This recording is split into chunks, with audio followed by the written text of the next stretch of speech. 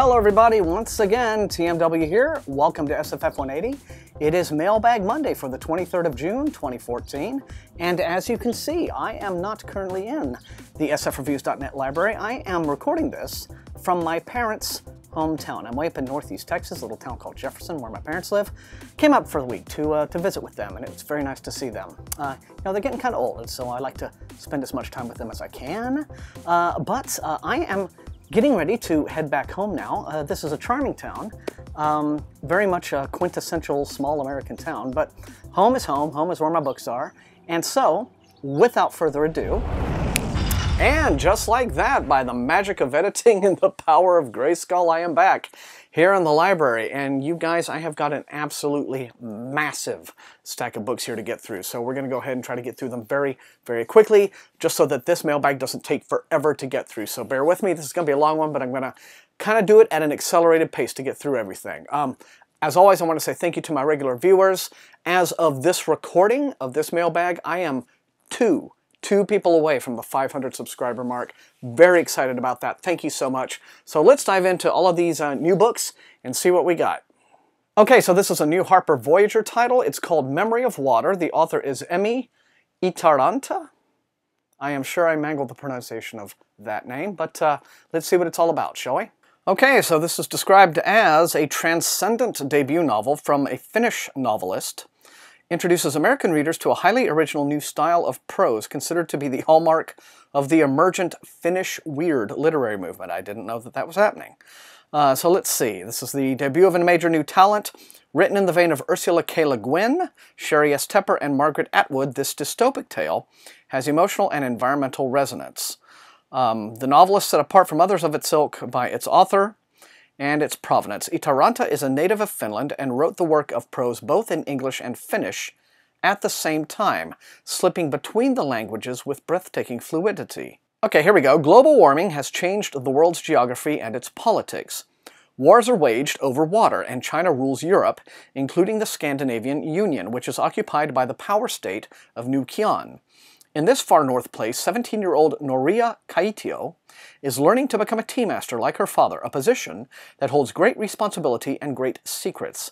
Tea masters alone know the location of hidden water sources, including the natural spring that Noria's father tends, which once provided water for her whole village. But secrets do not stay hidden forever, and after her father's death, the army starts watching their town and Noria. And as water becomes even scarcer, Noria must choose between safety and striking out, between knowledge and kinship. All right, well, Memory of Water by Emmy Itaranta from Harper Voyager. Okay, this is from Pyre, and it's called Sword of the Bright Lady. The author is MC Plank, and looks very regimental. Let's see. In this flintlock fantasy, a 21st century man stumbles through a portal into a world of magic more extreme than the everyday RPG. His only path home is filled with death and destruction, but his enemies have never seen what the modern world can create. So Christopher Sinclair goes out for a walk on a mild Arizona evening and never comes back. He stumbles into a freezing winter under an impossible night sky where magic is real, but bought at a terrible price. A misplaced act of decency lands him in a brawl with an arrogant nobleman and puts him under a death sentence. In desperation, he agrees to be drafted into an eternal war, serving as a priest of the Bright Lady, goddess of healing. But when Marcius, god of war, offers the only hope of a way home to his wife, Christopher pledges to him instead, plunging the church into turmoil and setting him on a path of violence and notoriety. Well, here you go then. From Pyre, this is coming out September 9th. Sword of the Bright Lady, a flintlock fantasy by MC Plank. From HarperCollins. Alright guys, well this is the finished copy of Thornjack. If you'll remember, maybe about 2 or 3 episodes ago I got the ARC for this. Well, here is the finished copy. Again, this is it's a very hyped new debut novel that is coming out. It has elements of dark fantasy, some sort of, some romantic elements, a little bit of, kind of the urban fantasy paranormal aspect, but, they've really given a lovely addition here. The author is Catherine Harbour.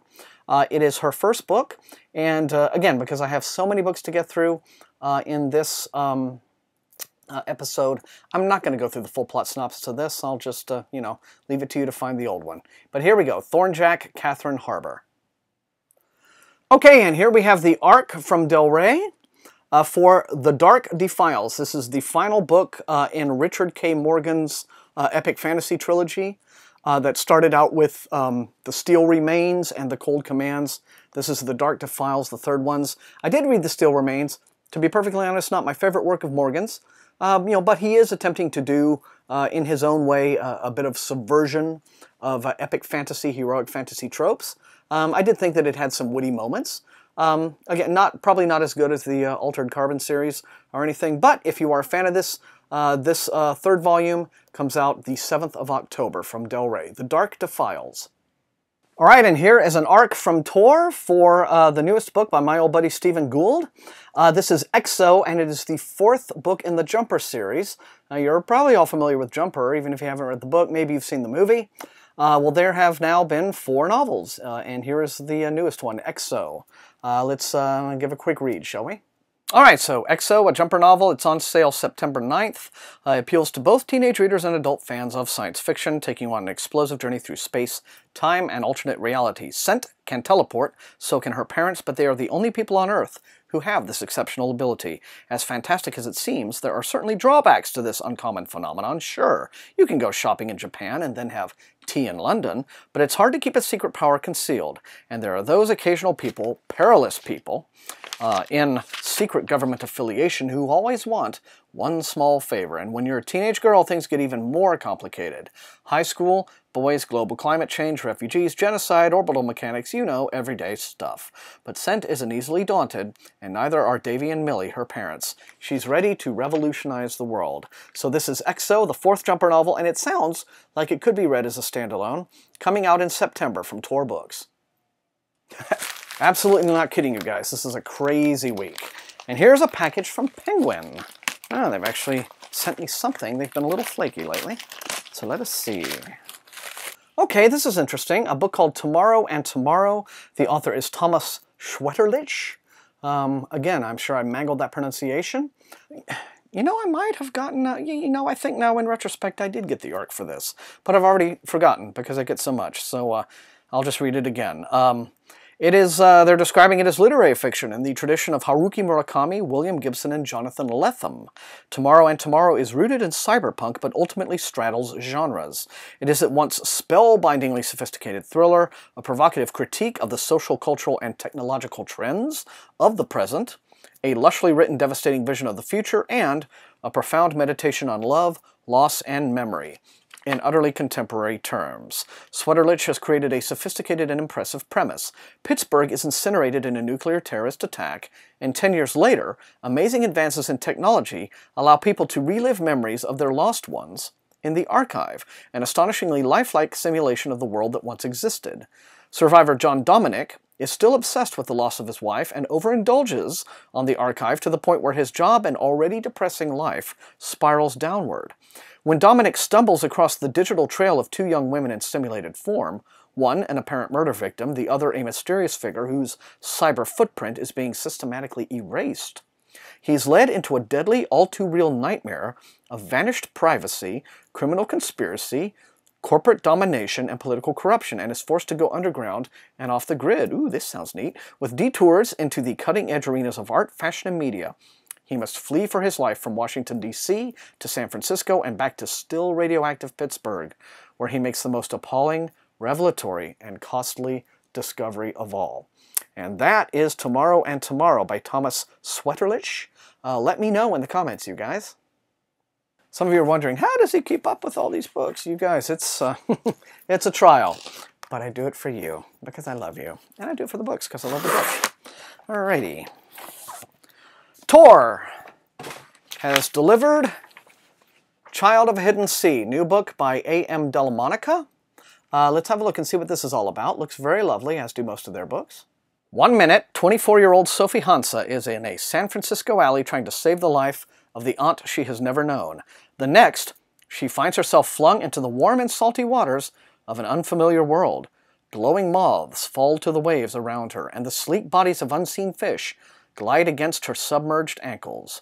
In Child of a Hidden Sea, available July 24th, Sophie discovers the magical world of Stormwrack, a series of island nations, a series of island nations with a variety of cultures and economies, and a language different from any she has heard. Sophie doesn't know it yet, but she has just stepped into the middle of a political firestorm and a conspiracy that could destroy a world she has just discovered. Her world, where everyone seems to know who she is and where she is forbidden to stay. And it goes on a little bit, but very lovely little fantasy, looks like, with many elements of politics and mystery. So, Child of a Hidden Sea by A.M. Delamonica. Let me know, guys. And this is from Random House. Okay, everybody, you either love Terry Brooks or you don't. You either follow his work or you don't. But if you do, you'll be absolutely delighted to see that the new installment in the ongoing Shannara franchise is here. This is the Defenders of Shannara. And the first volume is called The High Druid's Blade, and they've given the whole thing a bit of a different look. They're trying to, I think, upscale his work a little bit more in the art direction department, make it look a little bit more George R.R. Martin-y. But anyway, okay, Shannara fans, once again, your appetite is sated. The newest book from Terry Brooks is now here. And another Tor envelope. Okay, guys, this one is already out in stores. The author is Greg Van Eekhout. The book is called California Bones.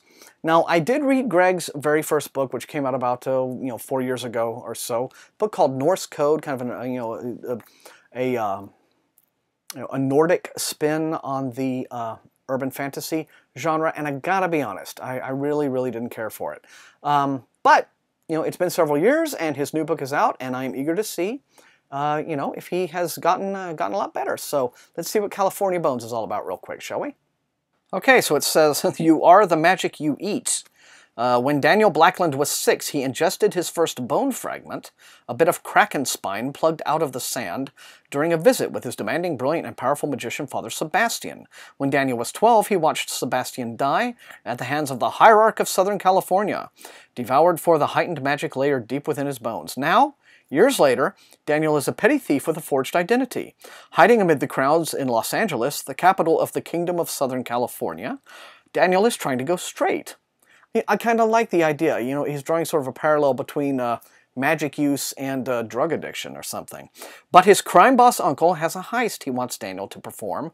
Break into the Hierarch's storehouse of magical artifacts and retrieve Sebastian's sword, an object of untold power. So there you have now the noir tropes, right? No, I'm trying to go straight, but I got one more job for you. For this dangerous mission, Daniel will need a team he can rely on, so he brings in his closest friends from his years in the criminal world. So, okay, there's Moth, who can take a bullet and heal in mere minutes, Joe Alvarado, illusionist, and a bunch of other people, so now we get the Ocean's 11 influence. The fact that I can pick out all these influences is not necessarily a bad thing. I mean, it could be very fun in his hands. Extravagant and yet moving, California Bones is an epic adventure, set in a city of canals, secrets, and casual brutality. Wonderfully different from the world we know, yet still familiar and true. Visit CaliforniaBones.com, it says, for an inside look. All right, everybody, I'm willing to give old Greg a second chance with this new book, as it does sound like it's neat. I love his whole reconstruction, reimagining of our current world into kind of an epic fantasy scenario. So here we go then. California Bones from Tor in hardcover. Okay, everybody, now that's everything that's in an envelope. I now have 2 large boxes from publishers like this one from Hachette. Remember good old Hachette? This is Orbit Books. This Orbit's playing a little bit of catch-up with me here. So there's going to be new stuff, probably some ARCs, as well as a few books that have already been out in the stores for a few months, because I've just gotten in touch again with the publicist there, and reiterated, I'm willing to support you guys. She's like, oh yeah, please, here, have some books. So now the big box. However, because this video is going to be as long as it is, I'm going to throw in a little quick intermission here. You guys can pause it, go use the commode, fix yourself a sandwich, go out, fight crime, do whatever you like, come back in a couple minutes, and then we will dig into this bad boy, shall we? Because I think there's some exciting stuff in here.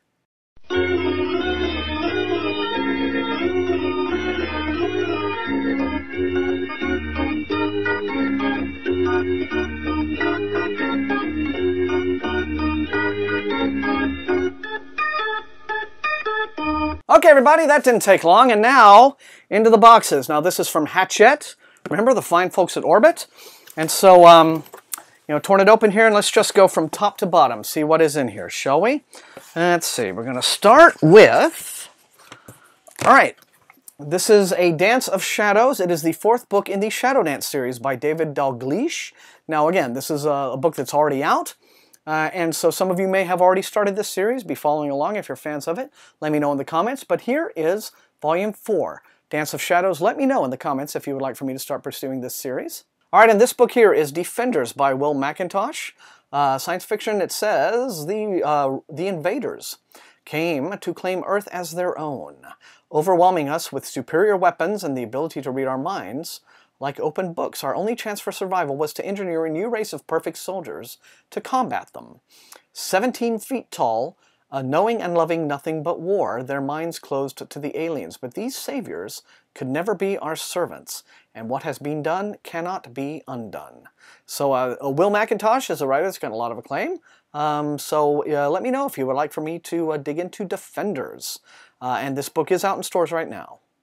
And let's see, next I have been finally sent all 3 volumes of the Paradox trilogy by Rachel Bach. This is a space opera trilogy. First book is Fortune's Pawn. Second book is Honor's Knight. And the 3rd one is Heaven's Queen. Just give you a quick idea here. Devi Morris isn't your average mercenary. She has plans, big ones, and a ton of ambition. It's a combination that's going to get her killed one day, but not just yet. That is, until she gets a job on a tiny trade ship with a nasty reputation for surprises. The Glorious Fool isn't misnamed. It likes to get into trouble, so much so that 1 year of security work under its captain is equal to 5 years anywhere else. With odds like that, Devi knows she's found the perfect way to get the jump on the next part of her plan. But the Fool doesn't give up its secrets without a fight, and 1 year on this ship might be more than Devi can handle. So, sounds kind of like a little bit of a grittier and an edgier kind of C.J. Cherry inspired space opera trilogy, but here they are. Fortune's Pawn, Honor's Knight, and Heaven's Queen. Let me know if you'd like for me to review these, you guys. And this is Justice. It's the 3rd volume in the Tainted Realm trilogy by Ian Irvine. The first volumes were, let me see, Tainted Realm trilogy. What were the first ones called? Vengeance and Rebellion. That's right. Okay. But anyway, here's the 3rd one now. Justice is the shattering finale. The once beautiful land of Heightspall is being carved up by warring armies led by figures out of legend.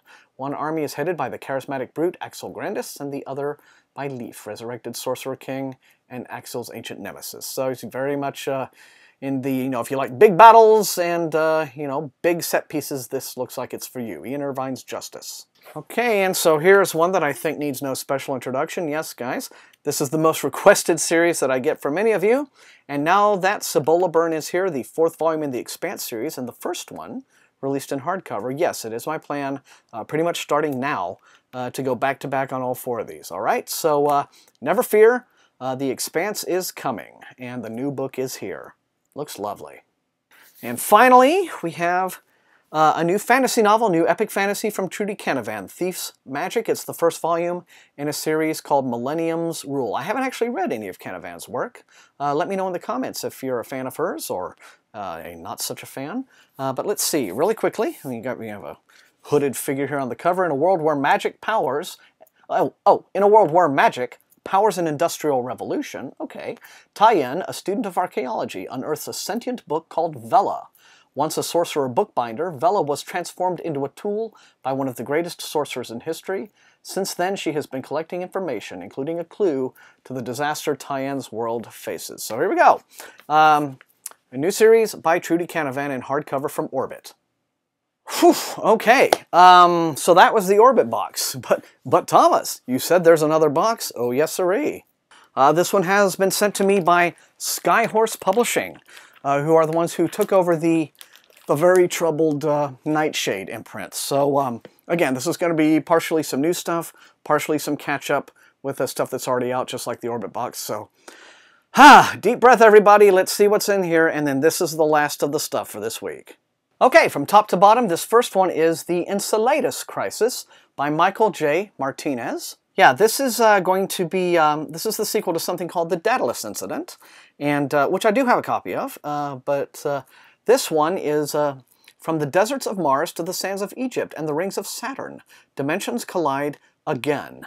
Wooden sailing ships battling it out in orbit around Mercury, Earth astronauts discovering an ancient alien temple, On one of Saturn's moons, the Egyptian Book of the Dead, undead French soldiers, Venusian jungles, and corporate espionage. So, essentially what Michael J. Martinez is doing here is very old-school planetary romance. And it's the sort of stuff that, you know, very few people are doing these days, and I always loved it. So, if you're eager to see a new take on it, well, here is the Enceladus Crisis from Nightshade. Okay, everyone, here is one that I've very much been looking forward to. This is Veil of the Deserters. It's the second book in the Blood Sounders Arc series by Jeff Salyards. I did review the first one called, well, what the heck was it? Scourge of the Betrayer, that's it. On my website, sfreviews.net. Liked it quite a bit. But you know, thought that there was certainly room for Salyards to expand and evolve as a writer, and I think that he has probably done so in this book, because it's much thicker and weightier, and really looking forward to expanding the series on this one. So, Veil of the Deserters, and if you would like to know about the first book, just search my website, sfreviews.net, for Scourge of the Betrayer. And last but not least, Nightshade is taking it upon themselves to get the work of a British SF writer Neil Asher over here to the States. So they have now released Jupiter War, which is the third novel in his trilogy, The Owner. And they have finally released, in print in the US, Polity Agent, which is the second, or is it the fourth? No, this is the fourth. I'm sorry, the fourth in his Agent Cormac series. Which includes books called Gridlink and Brassman and what have you. And I have seen some others in this series that they have released, and they've used the original UK covers, which I really, really like. Now, I'll be honest with you, I did read Gridlinked, was not a huge fan of the story, although I think, you know, Asher is a very interesting writer, although he has some indulgences that I weren't wild about, but I could tell that he's certainly not someone to be dismissed, and I have been interested in reading the rest of the Cormac series, as well as the Owner trilogy and some of his other books. So maybe I will start, you know, adding a bit more of his work to my reviewing repertoire. But here we go. Polity Agent and Jupiter War, Book 3 in the Owner trilogy. Holy mackerel, you guys. Was that the biggest mailbag haul ever, or what? Don't get me wrong. I love all of my publicists, I'm very grateful to them, and there is nothing in the world that a book lover like me loves more than simply being dumped on with books. But, holy cow, even for me, that was a bit much. So yeah, maybe another one of these 4 or 5 book weeks for next one might be in order. But as always, with Mailbag Monday, please let me know in the comments which of all of these titles you would like for me to review the most. Like, share, and sub if you enjoyed watching. Subbing especially, very, very close to 500, like I said, so I love all of my subscribers. And being out of breath, winded, until I see you next time. Oh my God, the books. Happy reading.